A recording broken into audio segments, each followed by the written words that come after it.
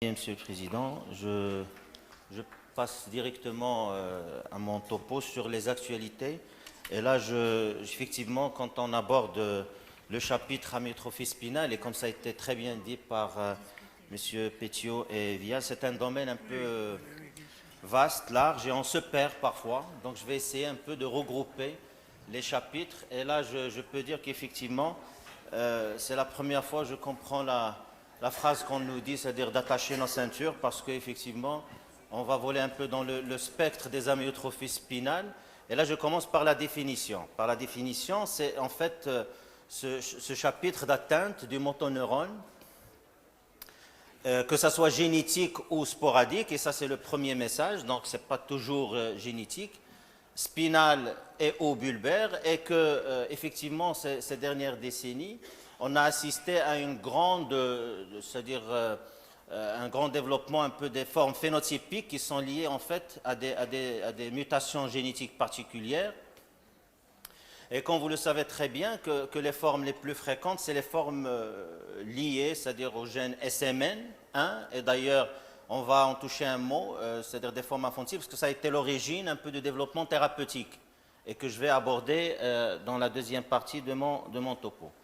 Bien sûr, vous savez que les formes sévères, c'est les formes infantiles, il y en a qui sont parfois fatales. Il y a les formes modérées, c'est les formes late ones, c'est-à-dire les formes de début tardif, et qui ont permis le développement des thérapies géniques et même de ce qu'on appelle les independent SMN thérapies, c'est-à-dire les thérapeutiques neuroprotectrices, mais qui sont indépendantes de ce gène.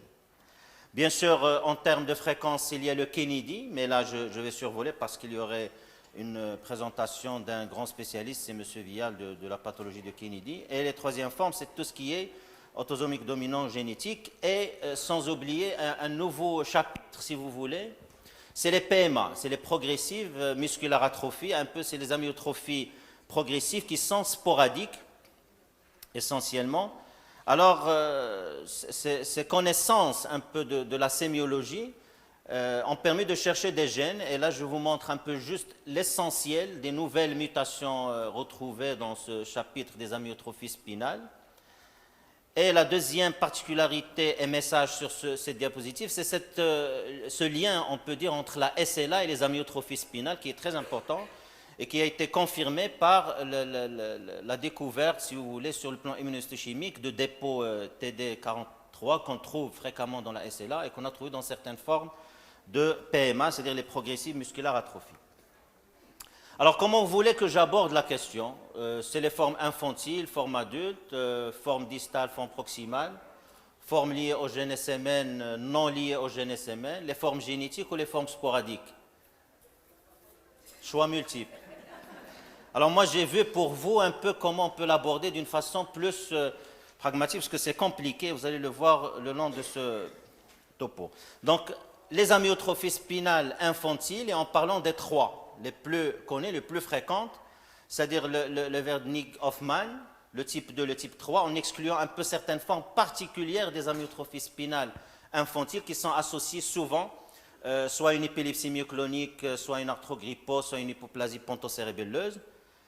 Et j'ai divisé la deuxième partie pour les late ones, c'est-à-dire c'est les formes tardives. Et les formes tardives, elle inclut en partie le type 4 de la SMN, c'est-à-dire le type 4 du gène SMN, qui sont les formes adultes, et les non liées au gène SMN, c'est le Kennedy, et c'est les formes génétiques dans la scapulo-péronnière qui a été abordée rapidement lors du premier topo. Après, il y a les amyotrophies spinales distales, et ça c'est un autre problème compliqué, qu'on confond avec les CMT, et là je vais traiter uniquement la CMT spinale, ou bien le CMT spinal, et pour terminer avec les PMA. Commençons par les liés au gène SMN, comme ça on a une idée plus claire sur ce chapitre des amyotrophies spinales. Il y a quatre. La première, c'est la forme fatale qui démarre avant 6 mois et qui tue avant 2 ans, tout simplement. Donc ça a été un peu le démarrage de la recherche scientifique pour essayer d'améliorer un peu le pronostic de ces enfants, et qui est caractérisé par cette hypotonie sévère, la détresse respiratoire, donc je passe avec les fasciculations, donc tous les signes de l'atteinte du motoneurone dans une forme sévère, avec cette difficulté un peu de tenir la position assise, cette présentation caractéristique, si on voit les images, on peut poser le diagnostic sur le plan phénotypique clinique de cette forme. Il y a la deuxième forme, c'est une forme plus gentille, on peut dire, avec un décès avant l'âge adulte, mais c'est un enfant qui peut tenir la position assise, avec un discret tremblement et une prédominance de l'atteinte proximale. Donc ça, c'est la deuxième caractéristique. Avec un autre élément clinique important, c'est la scoliose. C'est juste pour vous donner un peu des éléments de diagnostic. Là, vous voyez un cas de type 2, avec un aspect de scoliose qui est caractéristique de cette forme. Et la forme 3. La forme 3, on est toujours, je vous rappelle qu'on est toujours dans les formes liées au gène SMN. La forme 3, c'est une forme modérée, appelée également pseudomyopathique, parce que les malades ont une démarche myopathique, et c'est l'EMG qui pose le diagnostic avec l'aiguille. Et là, on les divise en deux types, les 3A, les 3B, et c'est en fonction de l'âge de début. Soit on est moins de 3 ans, soit c'est après 3 ans. Et généralement, c'est des formes proximales, donc pseudomyopathiques. Le recours au fauteuil, oui. Mais il y a possibilité de marcher. Je vous montre juste un cas d'une jeune. Regardez la marche de la jeune enfant. On peut la confondre avec une démarche myopathique dandinante, avec un bascule du bassin sur un côté, sur l'autre. Et donc, si on la voit marcher, on peut penser à une myopathie. Mais quand on fait l'examen clinique, cette amyotrophie que vous voyez, on peut redresser le diagnostic et surtout après une aiguille qu'on pique et donc on trouve le syndrome neurogène. Le type 4, c'est le type adulte. On peut dire c'est le type adulte des amyotrophies spinales et qui démarre, voilà, plus de 18 ans. Et là, il pose encore plus de problèmes diagnostiques avec le syndrome myopathique. C'est plus rare, c'est 5% un peu de toutes les amyotrophies spinales liées au gène SM1. Généralement, il n'y a pas de détresse respiratoire.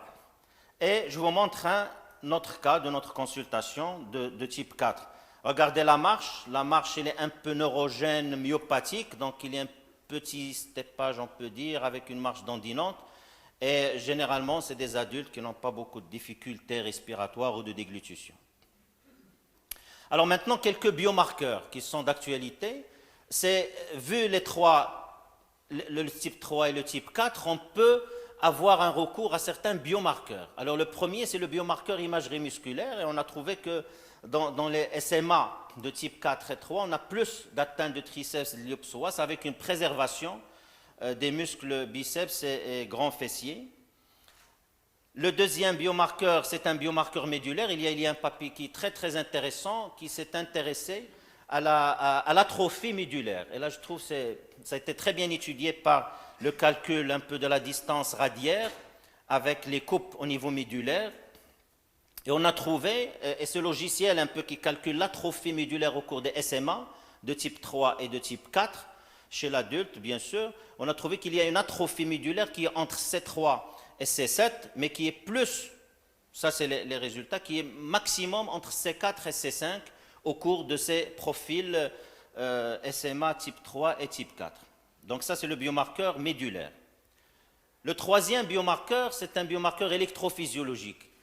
C'est-à-dire l'étude électrophysiologique, elle peut donner un aperçu, une idée sur la sévérité de l'atteinte et sur l'évolutivité, bien sûr, et ça a été proposé pour les tests thérapeutiques, c'est-à-dire de faire l'étude MUN, les MUN, c'est-à-dire c'est les Motor Unit Number Estimation, pour voir un peu l'évolution. Et là, vous voyez sur les tracés EMG qu'on a différents patterns, différents aspects avec une richesse variable. Et ça, c'est une étude en Pologne qui s'est intéressée à la quantification en MUN pour voir un peu la sévérité. On trouve un peu sur ces graphiques très bien que l'estimation en unité moteur, c'est-à-dire c'est faible dans la SMA, que la durée elle est plus importante dans la SMA et que l'amplitude du potentiel moteur elle est sévèrement touchée.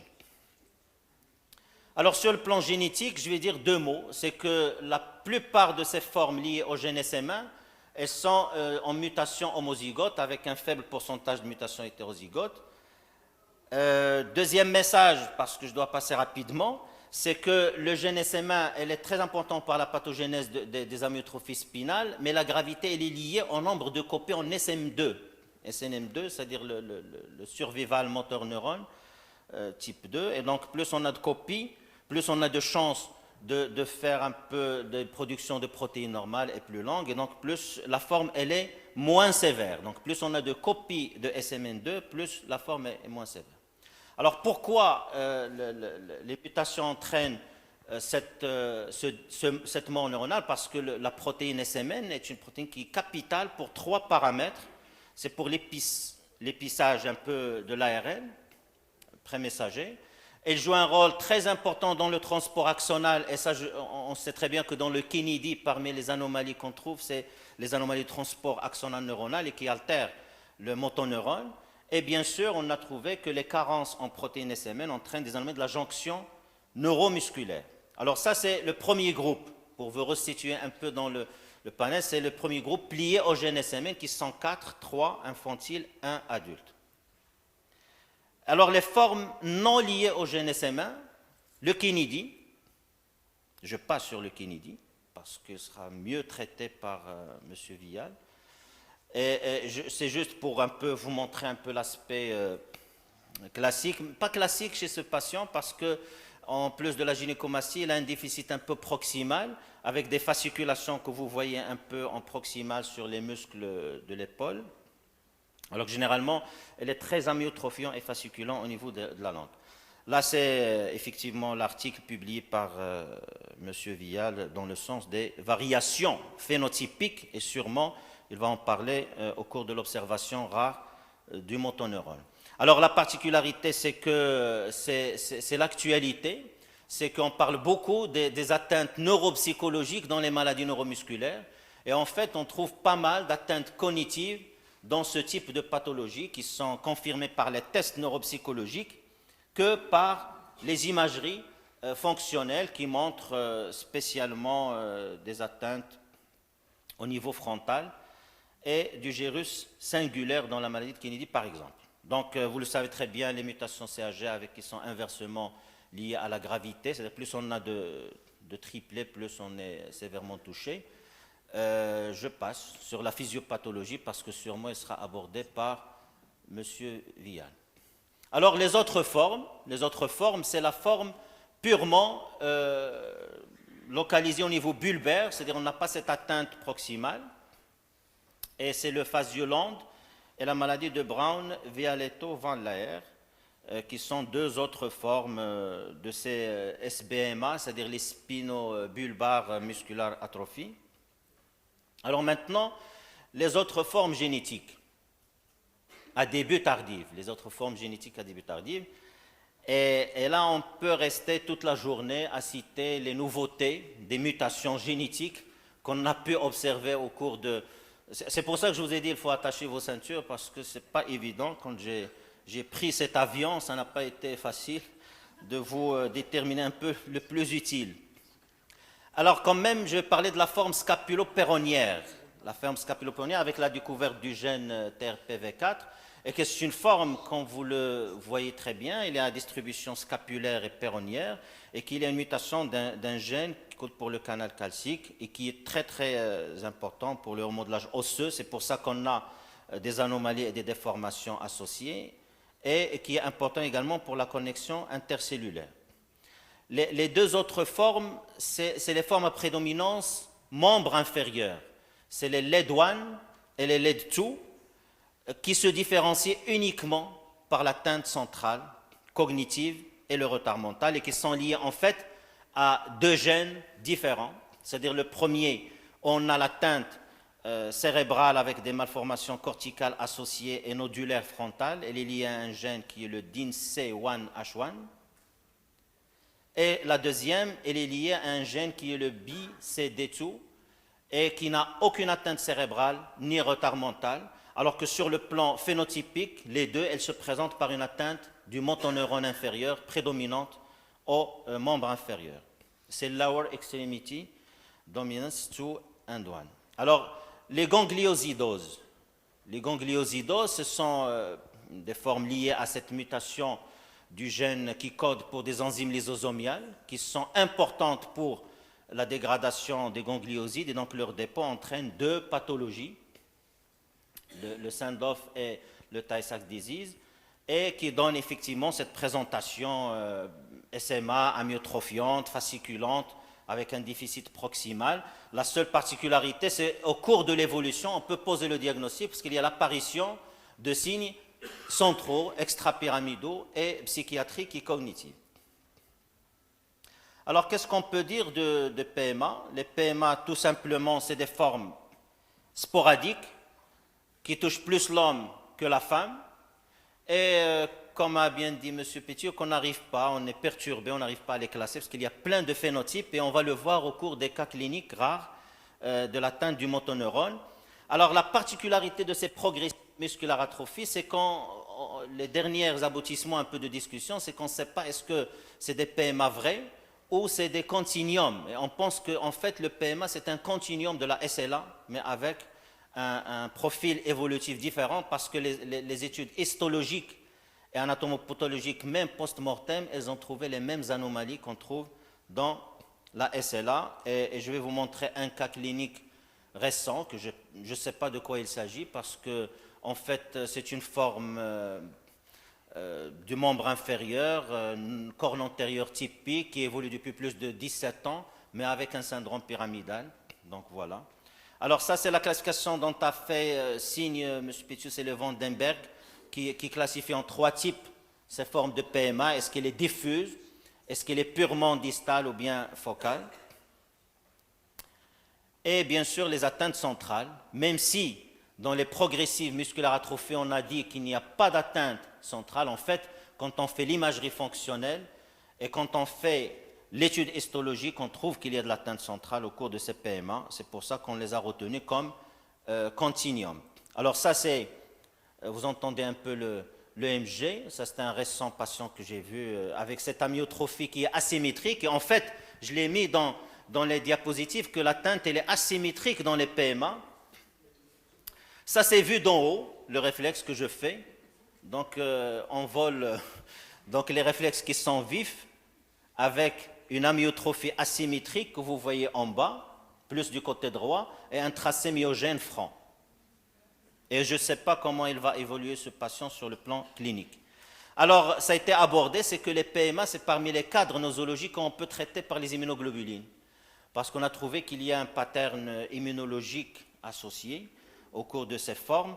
Et la tendance clinique, c'est qu'un patient avec une présentation pareille, motrice pure, des membres supérieurs inférieurs, on peut démarrer les immunoglobulines, même en l'absence de confirmation. Je ne vais pas parler des CMT spinales, sauf si vous me posez des questions. Je veux juste vous montrer une présentation clinique, parce que je n'ai pas le temps, une présentation clinique d'un patient avec une amyotrophie diffuse, plus distale, une marche avec steppage.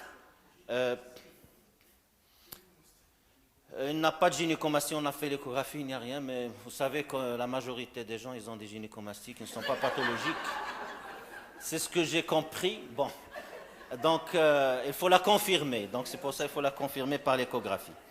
Donc là, on voit les pieds creux. C'est-à-dire, si on voit le patient de premier abord, on peut penser à un CMT typique, les pieds creux, mais vu l'âge adulte, atteinte purement motrice à l'EMG, et on va discuter un peu des atteintes sensitives possibles dans le CMT spinal qui sont liées à une atteinte segmentaire, et c'est un très joli article publié par Pétiot et équipe qui parle un peu de l'étude des potentiels sensitifs au cours des CMT spinales.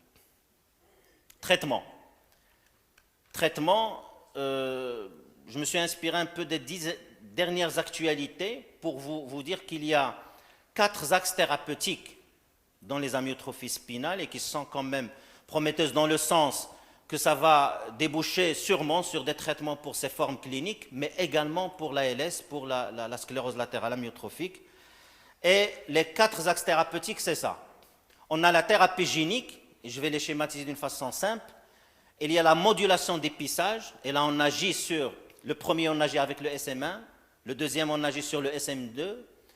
Les thérapies chimiques, c'est ce qu'on appelle en anglais, c'est-à-dire les small molecule therapy, et les SMN independent thérapeutiques, c'est tout ce qui est neuroprotecteur, c'est-à-dire on agit après la mutation, alors que les 3 premiers, on essaie d'agir sur la mutation. Résultat de la thérapie génique, décevante pour le moment, parce qu'on a noté quand même une amélioration après administration par l'adénovirus du gène, mais ça a été juste en G1 post-natal, mais après la souris, elle s'aggrave. L'essai clinique actuel, c'est un essai clinique phase 1 et je vous ai mis un peu la référence de l'essai clinique si vous voulez un peu plus de détails. Et donc, on attendra un peu les résultats et ça a été axé sur la SMA 1 parce que c'est la plus grave. La modulation d'épissage.